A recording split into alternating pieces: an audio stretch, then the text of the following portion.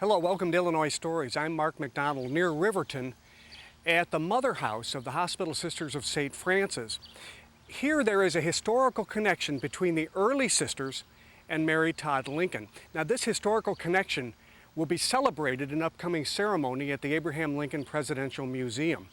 Now during this Illinois Story, we'll look at that historical connection and also give you a glimpse of a chapel which you may never see otherwise. With Sister Mary Beth Bucks at an upcoming event, the Hospital Sisters of St. Francis are going to give the new Abraham Lincoln Presidential Library and Museum some gifts. And they're historically interesting gifts because they trace a very important part of the Hospital Sisters' heritage here in the United States. One is a relief of the Hospital Sisters treating Mary Todd Lincoln, and the other is a replica of a stained glass window, which we are going to see later in this program. But it fell on you, or maybe you volunteered, to do the history, the research into the Hospital Sisters as to how all this came about. And I think a lot of people are surprised to know that your predecessors in your community treated President Lincoln's wife in the later stages of her life. Is that right? That's correct. We have evidence that 3 of our sisters actually took care of Mary Todd Lincoln. One of them would be Sister Frances Dreisbach. In her obituary, it's very clearly stated that she was one of the hospital sisters that came into the home of Elizabeth Edwards, where Mary Todd Lincoln spent her last days, and relieved the family in the nights so that they could rest and there would still be someone with Mary Todd, because she was so fearful in her later days of being alone.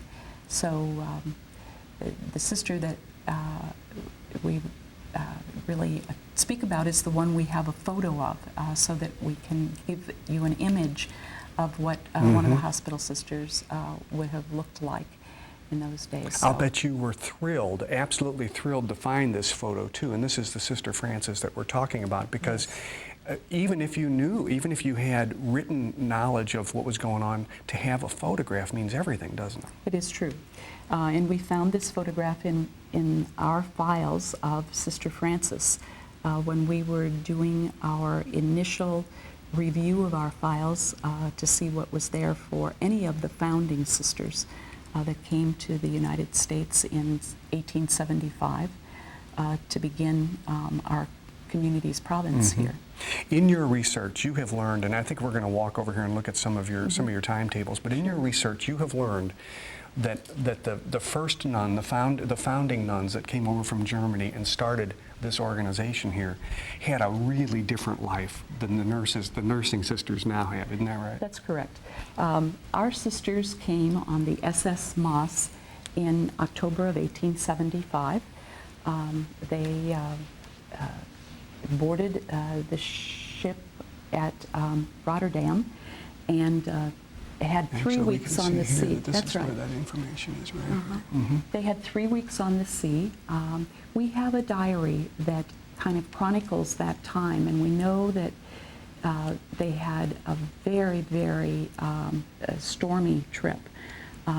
There's actually record that right in the middle of the trip there was a hurricane out on the Atlantic, and they weathered that storm. So many of their letters home to Germany in 1875 speak of this storm and how they got here anyway.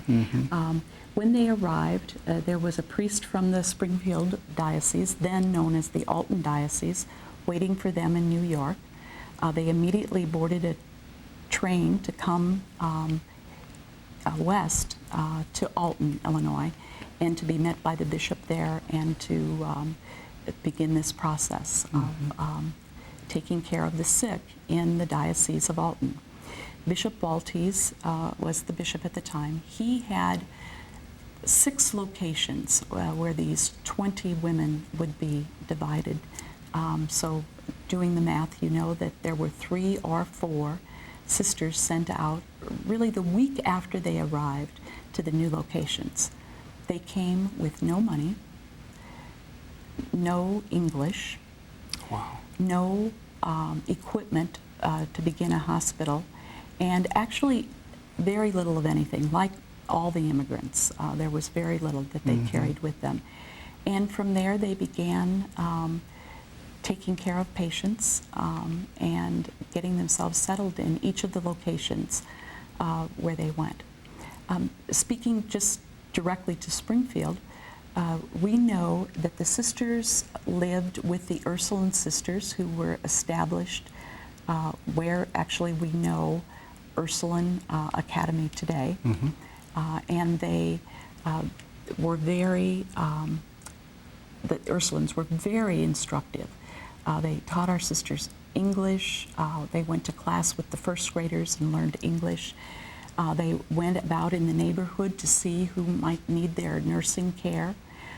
They report how difficult it was taking care of patients when they didn't know the language and were trying to discuss symptoms and any other kind of needs that these families might have. We are very aware that the diseases at that time were typhoid fever, typhus, some of the communicable diseases that of course are under control today. But the sisters were exposed to the same things that these people were exposed to. And they began the process then of trying to determine how it was that they were really going to care for these people. The Ursuline Superior introduced the sisters to people in town who were very influential and could introduce them consequently to people who might be able to help them.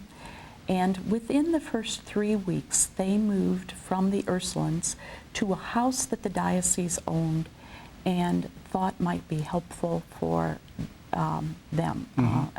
So they rented the house from the diocese, and this was the house on 7th and Douglas in those days, or Lawrence today. 7th and Lawrence Okay, today. and that's where the AIG building is, the old Franklin, the big Franklin building is. That's right. Yeah, Now, they're parked in during lot, this, actually. Yeah, during this period of time, and we see a timeline here where Yes. the hospital sisters started to build hospitals. 1877, St. Anthony's Hospital, In Effingham. and St. John's in 1878. What the thing that I marvel at is the fact that the sisters had no money. They were nursing people in those sick people's homes for the most part, and they were able to raise the money to build these buildings. How did they do that?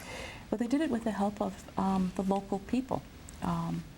Here in Springfield, the sisters report that they would hitch up a wagon every day and go downtown Springfield to get what they needed. So they would go to the merchants and ask for what they needed.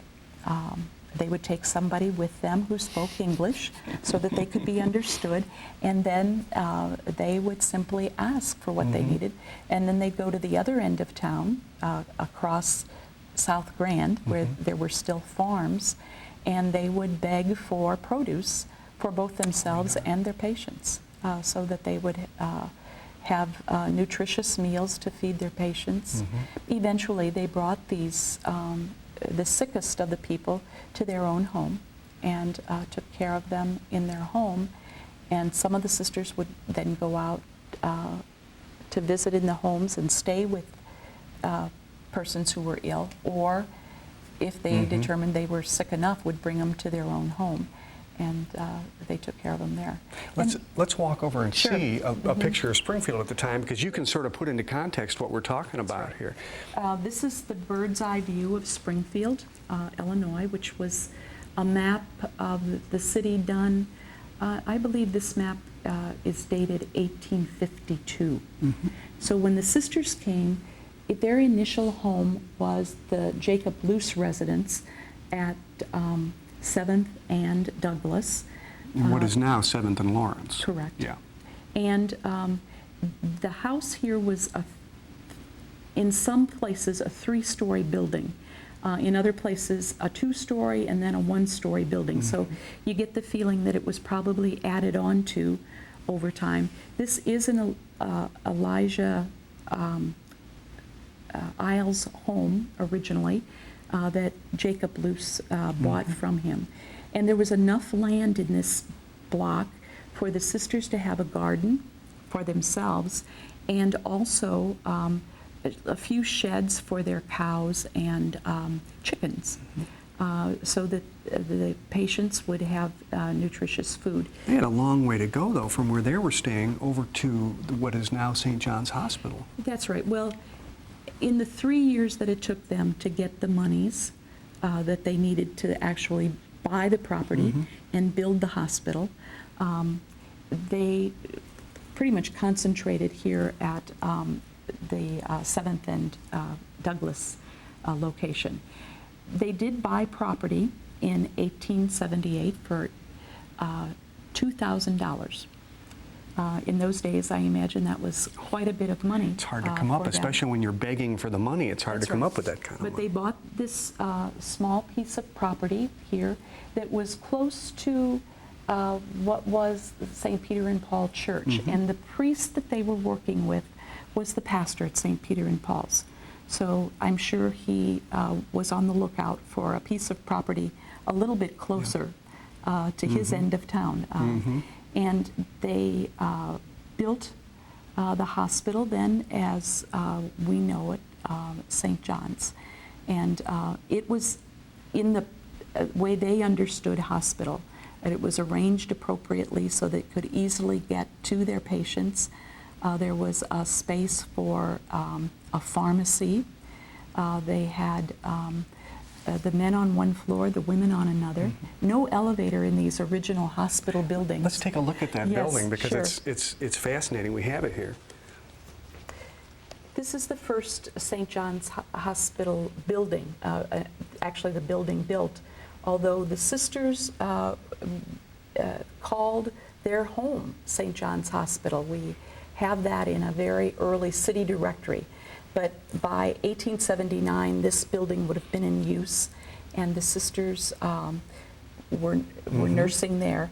They often stayed in the attic building, part of the building, so the people who were on night duty would sleep up in the very hot attic during the daytime, and then the rest of the sisters were on duty during those days.